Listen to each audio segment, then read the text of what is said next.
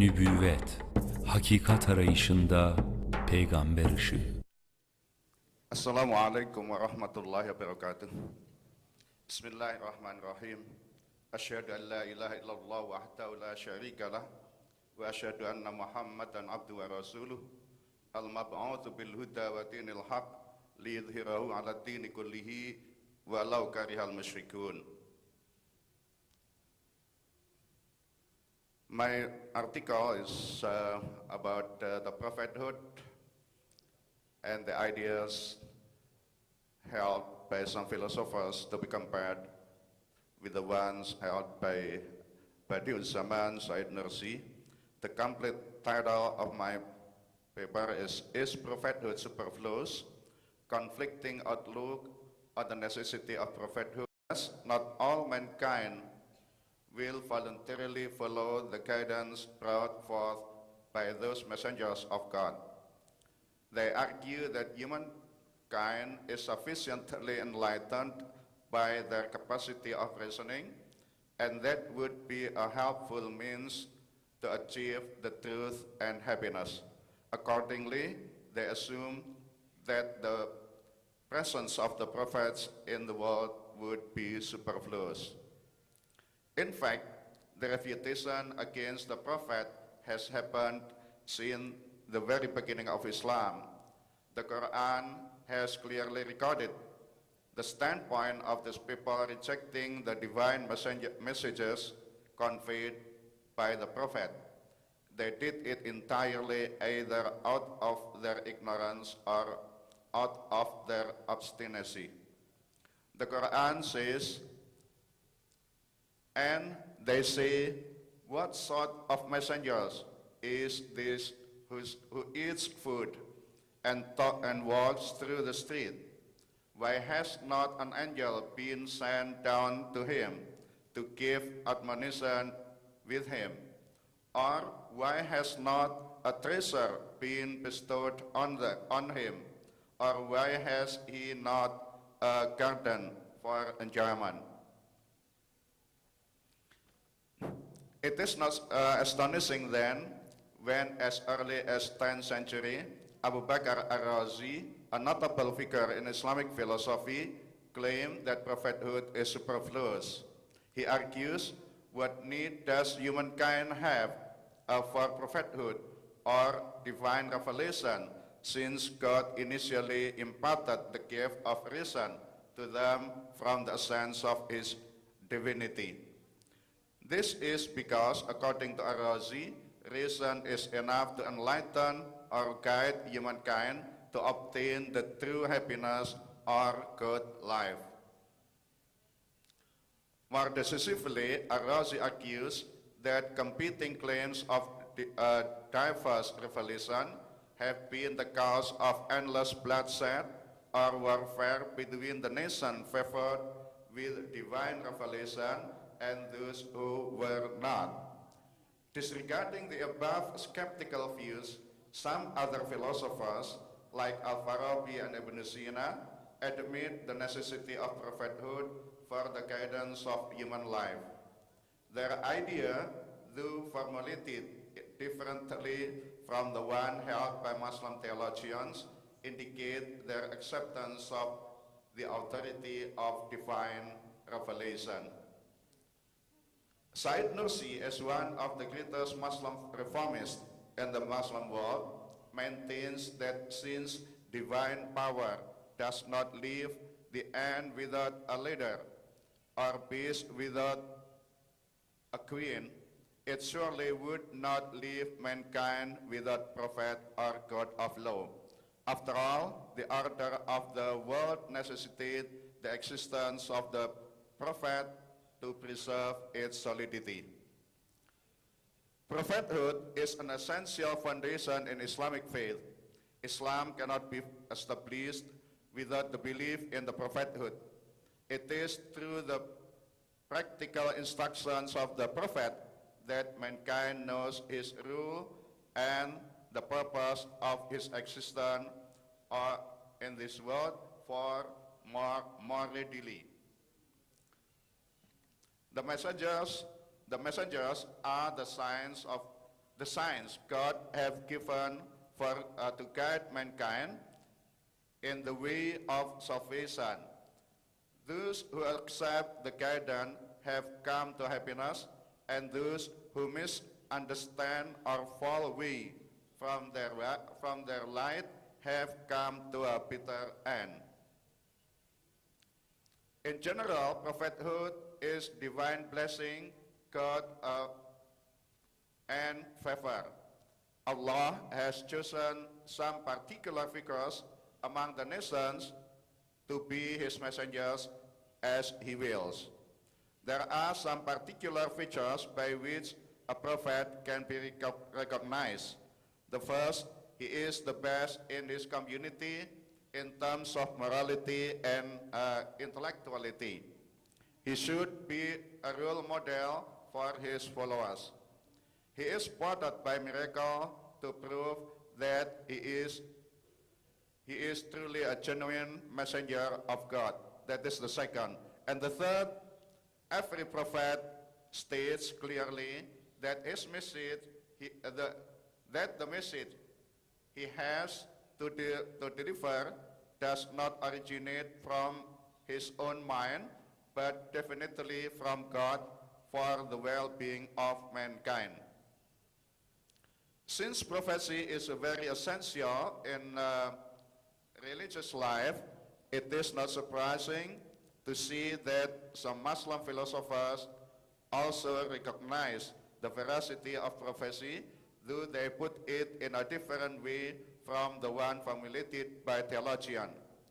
While theologians suggest that prophecy is God's blessing and favor, and that every message conveyed by the prophet is truly from God, delivered by the Archangel Gabriel, the philosophers maintain that prophecy is ascribed to an exceptional perception of the imaginative faculty. This idea implies that prophecy does not necessarily signify God's blessing. That is the philosopher's idea. In Ibn Sina's point of view, the prophet obtained his knowledge not through divine revelation, but rather due to his exalted intellectual aptitude. The prophet was provided with the highest degree of lucidity for contact with higher intellectual agencies, so that he had the ability to receive the enlightenment of the active intellect in all matters. As soon as he attained that level, the intelligible form stored in the active intellect would appear to him right away, and thus he would apprehend them effortlessly. Inside Nursi's idea, prophethood is very essential for mankind. He based his argument on the natural fact, as has been stated earlier, that God does not live and without leader or beast without queen. By this simple fact, Nursi concludes that God would not leave mankind without prophet or code of law to guide them to go through their life peacefully. Nursi suggests that prophethood in mankind is a summary and foundation of a human perfection and goodness. Through the messages of the prophet, God has revealed the true religion and the index or directory of prosperity and happiness. It is in the hands of the prophet that all goodness and shining beauty as well as human perfection lie. On the contrary, all evils, misguidance, and loss will befall on those who oppose the prophet.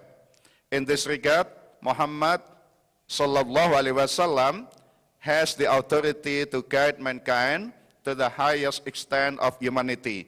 His authority as such has been reflected in the daily conduct of the believers around the world.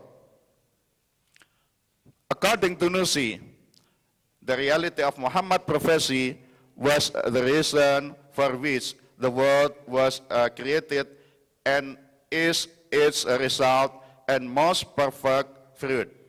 This is because Muhammad sallallahu alaihi wasallam is the supreme master of mankind and its greatest prophet, as well as the glory of the world. Nursi quotes a saying attributed to Al-Ajuni, which indicate divine address to Muhammad, stating, if not for you, I would not have created the sphere. Laulaka, lama khalaqtul aflaq. I am really very impressed with this saying quoted by Said Nursi. Laulaka, lama khalaqtul aflaq. Nursi explains some particular testimonies to lead our understanding that God Almighty has sent Muhammad as the last envoy to reveal his message to the whole world. Among other important proof referred to by Said Nursi is the fact that Islam, which emerged from his words, action, and conduct, has at all times educated and trained the spirit, souls, and minds of 350 million people. Maybe it was at the time, but today, of course, it would be more and more.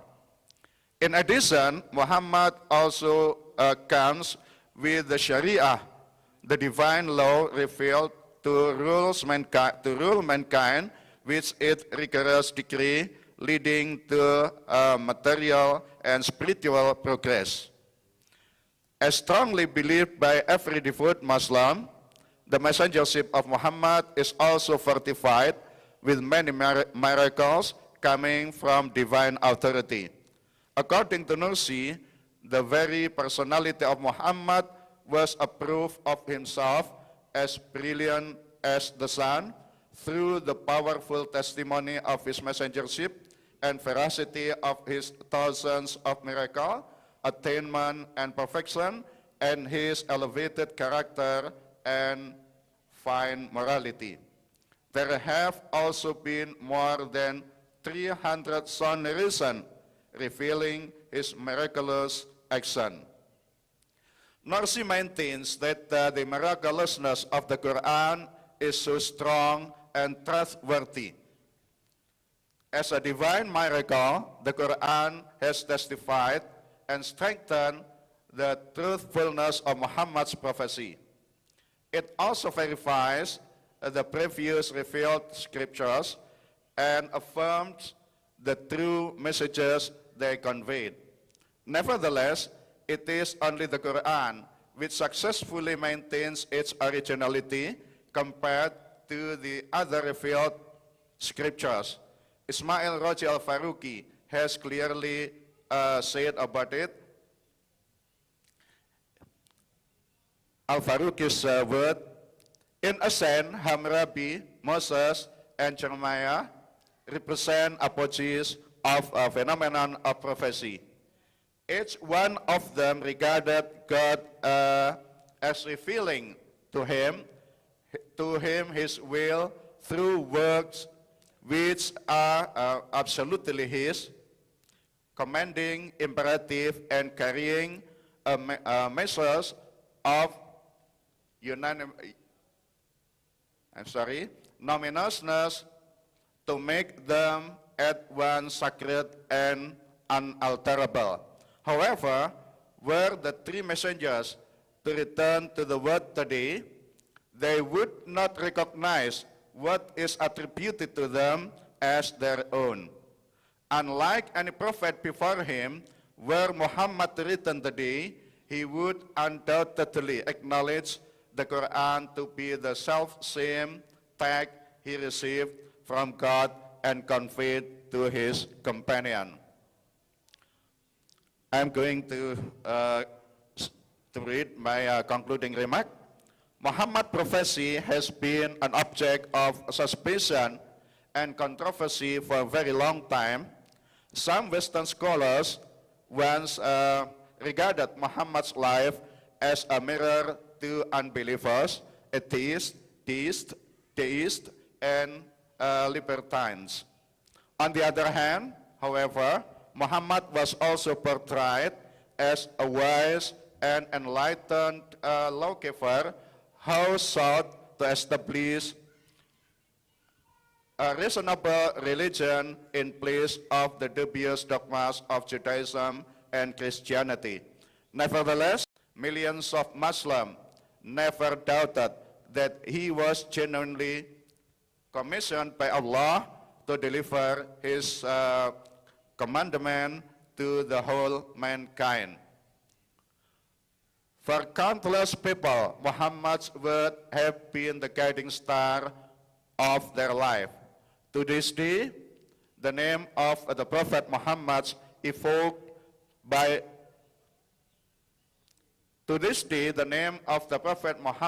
is evoked by nearly 1 billion faithful only with a qualifying praise, peace be upon him.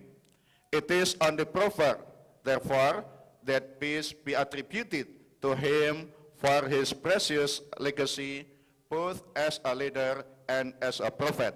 Narsi says that prophethood in mankind is the summary of and foundation of human goodness and perfection, so that they may achieve true happiness. Doctor. That's all. Thank you very much. Wa sallallahu ala nabiyyina Muhammad wa ala alihi wa ashabihi ajma'in. Walhamdulillahi rabbil alamin. Wassalamu alaikum warahmatullahi wabarakatuh. İstanbul İlim ve Kültür Vakfı